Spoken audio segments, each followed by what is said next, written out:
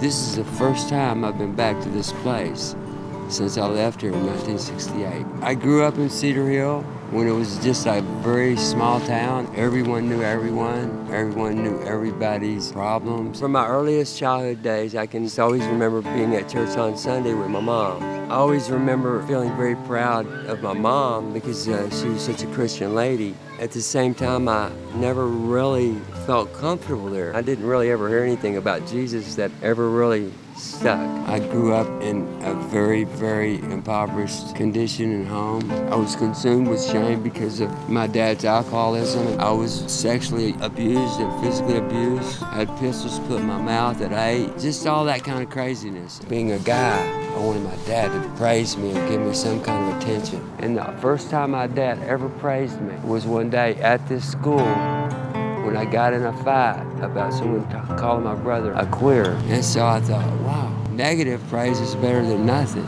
I studied and I worked hard. I graduated as a member of the National Honor Society. Not once did my dad ever look at my report card, never even have any ideas half the time what grade I was in. He basically just told me, Freddie, be like me, be a man, get you a effing job, and go to work.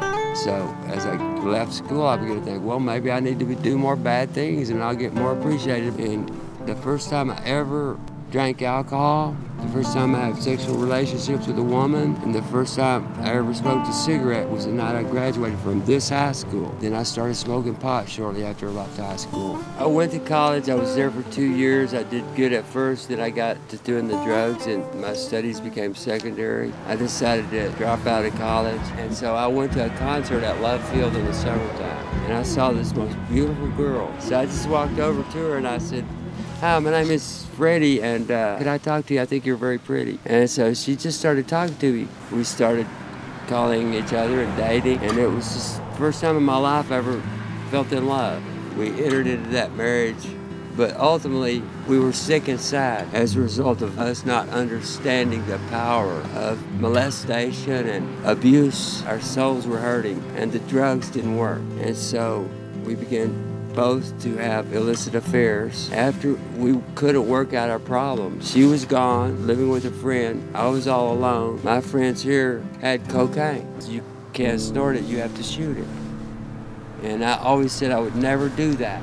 And I probably was the weakest moment in my life because of the hurt of my not being with my wife. And so I said, okay. And it was the worst mistake I ever made in my life. The cocaine made it worse, not better. It made me begin to act out sexually in ways I never even dreamed I would. When I would go home at night, I would hate myself. I was working, I was sober, I had money, and all of a sudden I ran into this girl on the street. She was very beautiful. She had some heroin. She said, let's just try this. I guess more than anything, I just was lonely and I wanted to be with her. We went and got a motel. $3,000 later, I'm really strung out for the first time. And I stayed that way for almost the next 3 decades.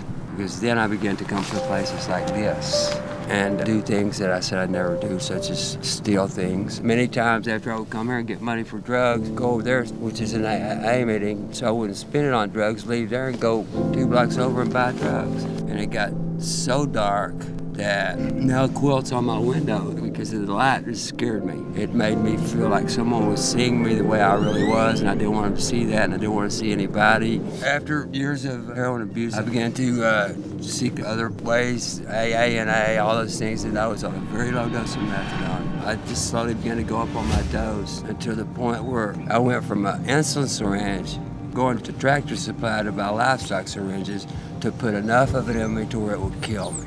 It just kept getting worse, kept getting worse. I had reached the point of no hope to where I said, I'm checking out. The next thing I remember, I woke up in ICU. And when I woke up, I just remember a nurse standing there, and I'd had such horrific nightmares. It was such a relief when the nurse said, you're okay, you're alive.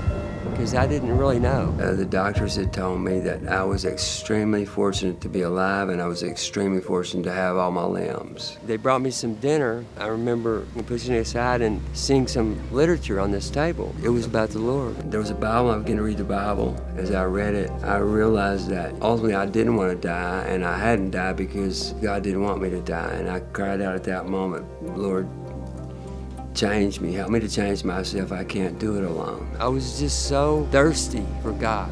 I just had this deep conviction that God had spared my life, and I was compelled to open the religious section on a Sunday. There was a huge article about Jay Burns. That was a light bulb in my head, because I knew without a doubt I had always been a prodigal child. Got all the information, and I was there that first service the next Sunday. And even though I walked in for the first time and no one knew me, they were friendly to me and they engaged with me. They made me feel welcome. As I sat there and I listened to Todd preach, I thought I knew God, but I never really had a relationship with Jesus Christ. And so I just walked up there and I said, my name is Freddie Mayfield. I've been strung out on heroin almost 30 years, and I recently tried to kill myself. I know that's not what God has for me. I want to serve the Lord. I want to be baptized. Would you help me? And David bear hugs me and almost squeezes me to death.